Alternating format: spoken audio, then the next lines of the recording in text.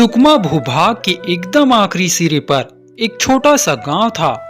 उस गांव में भादू नाम का एक आदमी रहता था। भादू और उसकी पत्नी बांस की टोकरियां बनाने का काम करते थे। पत्नी के गर्भवती होने पर भादू जंगल से बांस लाने अकेले ही जाने लगा। वहां जंगल से बांस काट कर लाता और फिर अपने घर के आंगन में दोनों बैठकर टोकरियां बनाते।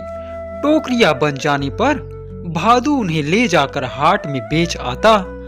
भादू की पत्नी को गर्भधारण किए 9 महीने से भी अधिक समय हो गया, किंतु बच्चे का जन्म ही नहीं हुआ। सुनो जी, मुझे गर्भधारण किए 9 माह से ऊपर हो चले हैं, किंतु प्रसव होने का नाम ही नहीं ले रहा है। तनिक गुनिया के पास जाकर इसका कारण तो पता करो। भादू की पत्नी ने एक दिन भादू से कहा, ठीक है, मैं गुनिया से पूछकर आता हूँ। भादू ने कहा। भादू पत्नी के कहने पर गुनिया के पास पहुंचा। गुनिया ने भादू की समस्या ध्यान से सुनी और फिर मुर्गी के पंख से भूमि पर वृत्ताकार रेखा खींचते हुए कुछ देर चिंतन मनन किया। भादू उत्सुकता से बैठा बैठा गुनिया की ओर ताकता रहा। कुछ देर बाद गुनिया ने वृत्ताकार रेखाएं खींचना बंद कर दिया। आज से ठीक 1 माह बाद तुम्हारी पत्नी एक पुत्र को जन्म देगी। लेकिन गुनिया ने कहा। लेकिन क्या महाराज? भादू ने डरते डरते पूछा।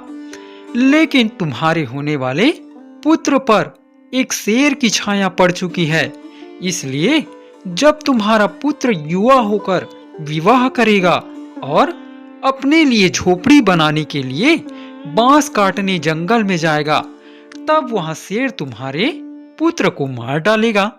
गुनिया ने कहा, इस भविष्य को बदला नहीं जा सकता है क्या महाराज? भादू ने गुनिया से पूछा। डोंगर देव की इच्छा को कोई नहीं बदल सकता है, यह कहकर गुनिया ने अपनी आंखें बंद कर ली और कोई मंत्र जाप करने लगा। डोंगर देव उन लोगों के भगवान थे, अतः भादू उनकी इच्छा को बदलने के बारे में कैसे कह सकता था। भादू ने गुनिया को प्रणाम किया और वापस अपने घर आ गया। उसने अपनी पत्नी को गुनिया की पूरी भविष्यवाणी नहीं बताई।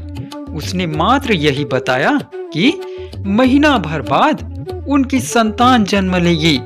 यह जानकर भादू की पत्नी बहुत प्रसन्न हुई। माह भर व्यतीत होते ही भादू की पत्नी को प्रसव वेदना हुई और उसने एक सुंदर बालक को जन्म दिया। प्रत्येक शिशु जन्म लेते ही रोता है, किंतु भादू का पुत्र जन्म लेते ही हंसने लगा। यह देखकर भादू को बड़ा आश्चर्य हुआ, किंतु इसी बात पर उसने अपने पुत्र का नाम हंसवा रख दिया। हंसवा बहुत तेजी से बढ़ने लगा। कुछ ही वर्षों में वह युवा हो गया। उसकी मूछें निकल आई। अपने पुत्र को युवा होते देखकर भादू की पत्नी ने भादू से कहा कि अब हंसवा का विवाह कर देना चाहिए। सुनो जी, अब हमारा पुत्र युवा हो गया है, उसकी मूछें भी निकल आई है, अतः अब हमें उसका विवाह कर देना चाहिए। भादू की पत्नी ने भादू से कहा, तुम ठीक कहती हो, मैं आज ही हंसवा के योग्य कन्या ढूंढना आरंभ करता हूँ। भादू ने पत्नी को उत्तर दिया। इसके बाद वह हंसवा की योग्य कन्या ढूंढने निकल पड़ा। शीघ्र ही उसे अपने गांव में ही हंसवा की योग्य एक सुंदर कन्या मिल गई। भादू ने उस कन्या से हंसवा का विवाह करा दिया। हंसवा अपनी पत्नी सहित अपने माता पिता के साथ एक ही झोपड़ी में रह रहा था, किंतु एक दिन हंसवा की पत्नी ने उससे कहा कि अब उन्हें अपने लिए एक अलग झोपड़ी बना लेनी चाहिए। हंसवा को भी अपनी पत्नी की बात उचित लगी। उसने अपने पिता से अलग झोपड़ी बनाने के लिए बांस काटकर लाने की अनुमति मांगी। हंसवा की बात सुनकर भादू को गुनिया की भविष्यवाणी याद आ गई। बेटा, अलग झोपड़ी में क्या करोगी? ये झोपड़ी भी तो तुम्हारी ही है। भादु ने कहा। आप ठीक कहते हैं पिताजी, किंतु कल को मेरे बच्चे होंगे तो ये झोपड़ी छोटी पड़ने लगेगी।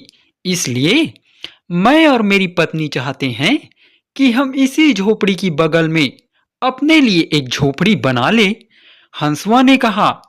ठीक तो कह रहा है हंसवा। भादु की पत्नी ने हंसवा का समर्थन किया।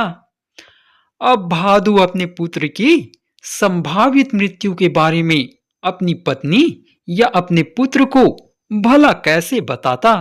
अतः उसने मन मारकर अपने पुत्र को बांस काटने के लिए जंगल जाने की अनुमति दे दी। लेकिन मैं भी तुम्हारे साथ चलूंगा, भादु ने हंसवा से कहा। हंसवा को भला क्या आपत्ति होती। उसने अपने पिता को अपने साथ लिया और निकल पड़ा जंगल की ओर। जंगल पहुंचकर हंसवा बांस काटने लगा, जबकि भादु बांस काटने का बहाना करके झाड़ियों में छिप गया। अभी हंसवा ने 2-4 बांस ही काटे थे कि वही शेर आ पहुंचा, जिसकी छाया हंसवा पर पड़ने के बारे में गुनिया ने बताया था। शेर हंसवा की ओर लपका। उसी समय भादु झाड़ियों से बाहर निकल आया और उसने शेर के सिर पर कुल्हाड़ी से वार किया। कुल्हाड़ी की चोट से शेर मर गया। शेर को मरा हुआ देखकर भादु बहुत प्रसन्न हुआ। उसे लगा कि अब गुनिया की भविष्यवाणी का प्रभाव समाप्त हो गया। उसने अपने पुत्र को गले लगाया और उसे गुनिया की भविष्यवाणी के बारे में सच सच बता दिया। हंसवा अपने पिता के प्रेम और साहस को देखकर बहुत प्रभावित हुआ। पिता पुत्र मरे हुए शेर को लेकर अपने गांव पहुंचे।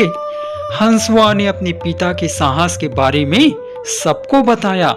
साथ ही उसने गुनिया की भविष्यवाणी के बारे में भी सभी को जानकारी देते हुए कहा कि आखिर मेरे पिता ने होनी को टाल दिया। गांव में प्रसन्नता का वातावरण छा गया। हंसवा, ये शेर तुम्हारे प्राण लेने वाला था, लेकिन अब यहाँ स्वयं मारा गया। अतः तुम्हें इसकी कोई निशानी स्मरण के लिए रखनी चाहिए। हंसवा के मित्र ने हंसवा से कहा। हंसवा को यह बात जच गई। उसने सोचा कि इस शेर के एक दांत को ताबीज की भांति पहनूंगा। यह विचार आते ही हंसवा ने मरे हुए शेर का मुंह खोला और उसके मुंह में हाथ डालकर उसका एक दांत उखाड़ने का प्रयास करने लगा। उसी समय हंसवा का हाथ कुछ इस प्रकार फिसला कि शेर का एक दांत उसकी कलाई में चुभ गया। दांत कलाई में चुभते ही कलाई से रक्त बहने लगा और कुछ ही पलों में हंसवा के प्राण पखेरु उड़ गए। अपने पुत्र की मृत्यु देखकर भादु बिलक उठा। वह समझ गया कि डोंगर देव जो निर्धारित कर दे वहां होकर रहता है।